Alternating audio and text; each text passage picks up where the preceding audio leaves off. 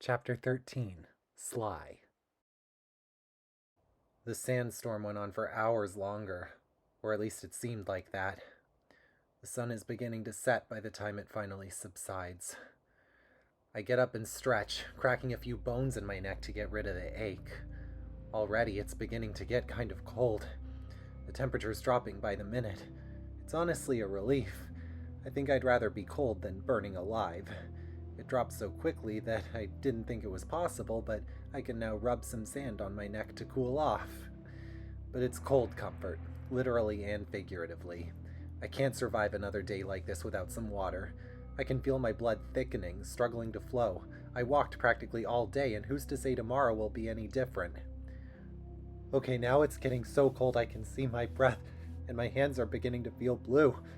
I put my hands into my smelly shirt, and I get my beret out of my pocket and stick it not just back on my head, but stuff my ears into it. Maybe it's best I just go to sleep. Take off my clothes so the cold will get to me faster. Then again, maybe it's not cold enough for that. I look up at the stars. Not really a bad night to look out at. I wish I could share this with Carmelita. Carmelita. Wait, I see something. In the distance. The stars are illuminating what looks, in the far distance, like a town. In fact, I see a few familiar shapes. They must be pyramids. The sandstorm prevented me from seeing the town. It looks about a mile or two away. I take a step forward, and it's a struggle. It would be harder if the sun was scorching me again, but it's still done its damage. As I get closer, I see a fair bit of mansions. Guess it's a fair neighborhood. I'm kind of reminded of Arabia with Salim, but it's a tad not quite as colorful. Then again, things always look more black and white and colorless in the night, especially when there are very few artificial lights on. I hope humongously there's a river or well somewhere, but as I get closer and closer to the town, I don't really see anything of the sort. But I also see these houses are fairly well attained, and any luxurious house has a water supply. Out of desperation for a drink, I go for the first run-down house I see, too exhausted to take the extra trek to the better ones. Actually, these houses are made primarily of mud brick, and I think papyrus. The only reason I might know that is an ancestor of mine once lived in one of these, according to the Thievius raccoonus.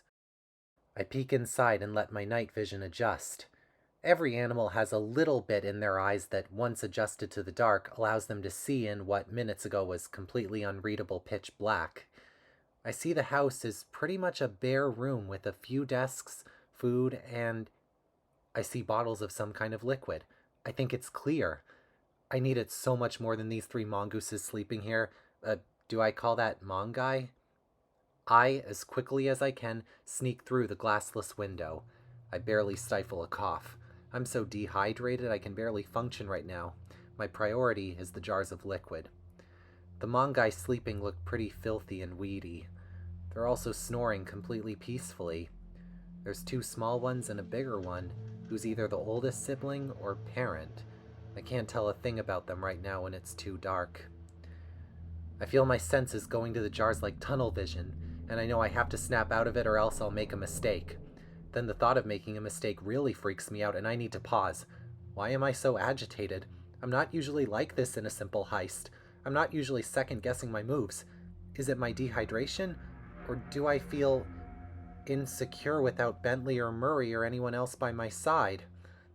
I carefully grab the jar lowest to me and make an effort to pick it up rather than slide it off the shelf, and deciding that should be enough until I can find a more reliable source, I stuff it behind my neck with my scarf and creep back to the window. I then notice a sheet of paper open on the desk, and its drawn lines, squares, and texts have me stopping to see what it exactly is. I gently grab it, and from what little light there is, I'm pretty sure, 90% sure, it's a map. I roll it up and keep it held as I get out the window. Robbery successful.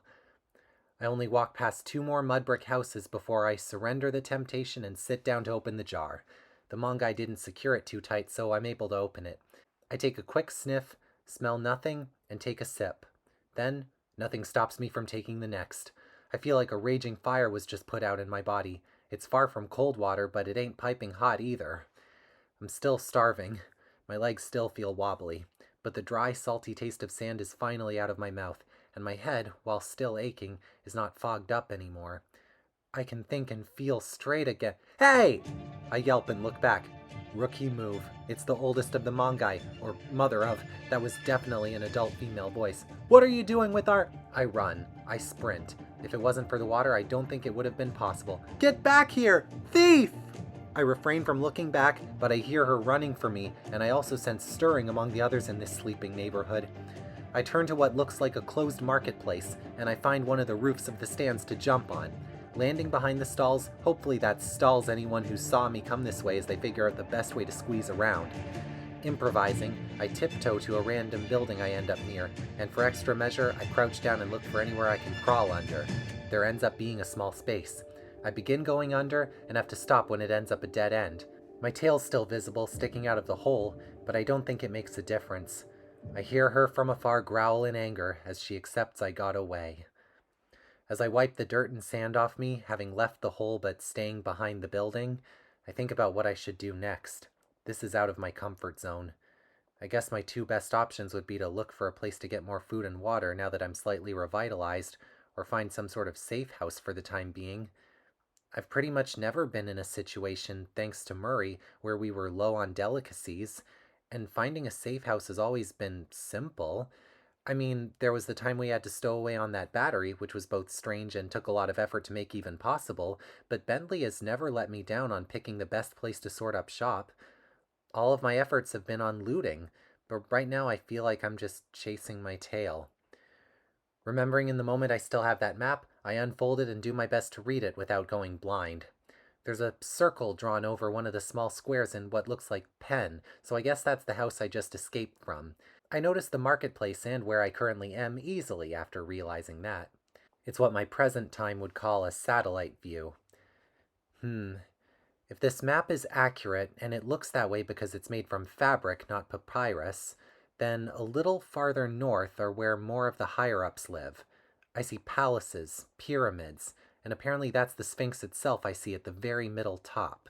What grabs my attention most are what look like drawings of rivers and a small bit of trees and wildlife. That's probably the best place to lay low.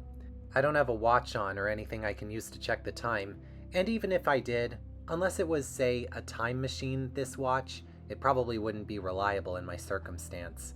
I really don't know if it's late into the cold night or still early. Either way, I'm getting very tired, more than I am hungry, so I decide to go to where this map says the small forest is.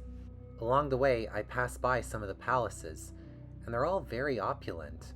Most of them have a stone portrait of a cat sitting on a throne, with those of various shapes and sizes bowing down to her.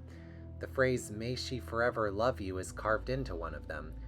I bet there would be loads of places I could hide there. I put the possibility in my mind in case I can't find anywhere else less intrusive. I stop when I walk by what looks like a vegetable patch.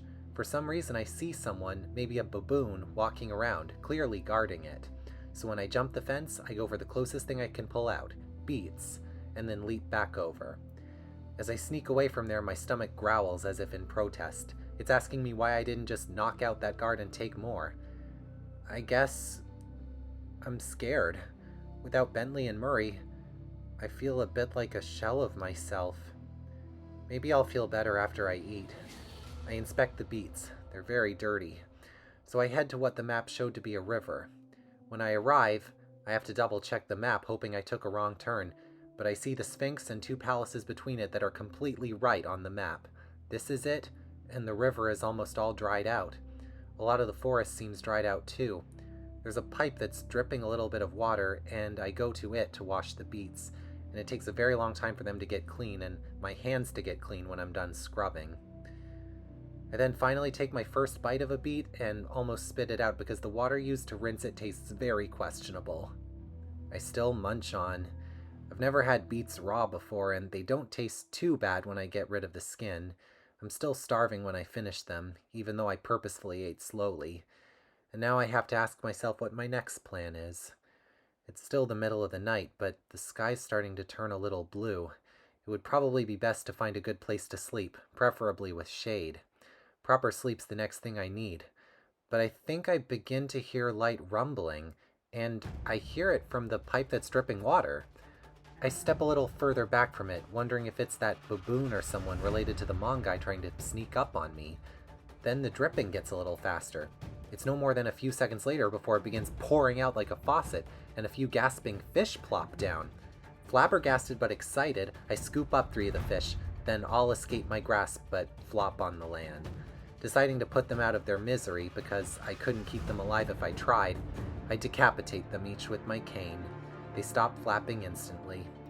I bend down to pick them up, then I hear the rumbling intensify.